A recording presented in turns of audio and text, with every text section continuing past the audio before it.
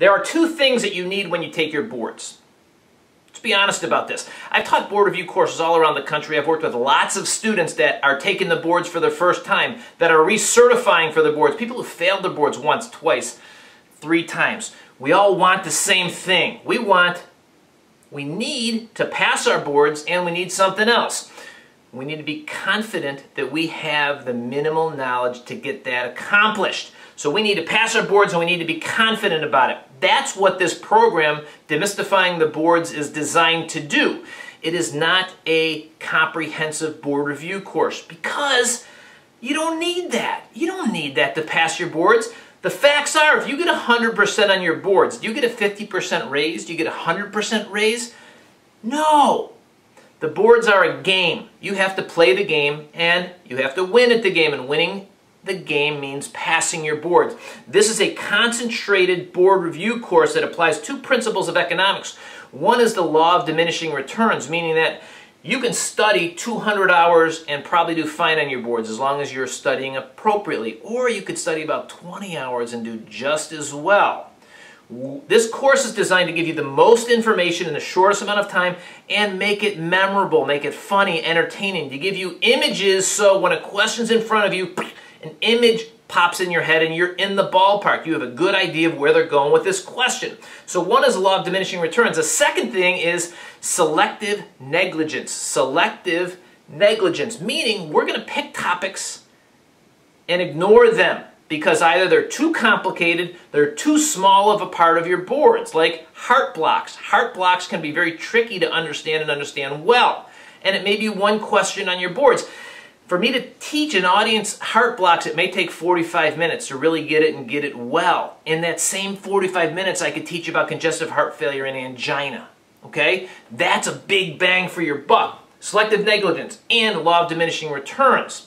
So this program is designed to give you the most information in the shortest period of time. It is very applicable for physician assistants, nurse practitioners. If you are a physician and you need a general review of medicine, of concepts that are applicable across the board, because the facts are CHF is CHF, pneumonia is pneumonia, otitis media is otitis media, urinary tract infections, pelvic inflammatory disease, ectopic pregnancy. They're the same thing, whether you're taking it for your internal medicine, family medicine, physician assistant, nurse practitioner board. So let me give you an example of what I mean. So throughout my whole program, I've come up with mnemonics and images to make medicine super easy to understand. And let me give you an example of CREST syndrome. Okay, CREST syndrome is a buzzword.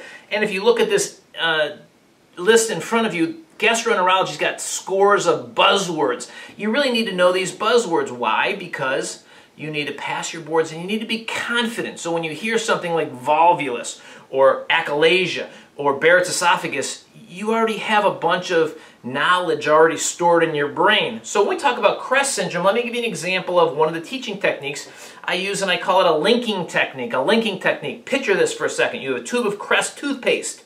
You take that toothpaste and you put it on your fingers. You brush your teeth with it. Okay? Now you have toothpaste still on your hand. Okay, it's on your hand. You take it and you rub it on your throat. You rub it on your neck. Then with your left hand, you take the toothpaste off and you pinch your nose. So once again, CREST syndrome, toothpaste on your teeth, on your hand, on your throat, switching to your left hand and then on your nose. CREST syndrome, C-R-E-S-T. CREST syndrome stands for calcinosis, like you're touching your teeth. So CREST syndrome, the C is calcinosis, R is Raynaud's phenomenon. It's vasoconstriction of your hand or your extremities. E is esophagitis, difficult time swallowing. Move over to this hand. This is skindactyly. Skindactyly is where your fingers are sausage-like, and then you rub it on your nose. You get these spider web-like capillaries on the superficial portion of your skin. And that's telangiectasia. So CREST syndrome, calcinosis, Raynaud's, esophagitis, skindactyly, telangiectasia. Now, folks, that's how this program is designed, with lots of mnemonics and lots of images. So I welcome you out to our Demystifying Board Review course in 2013. Thank you for watching.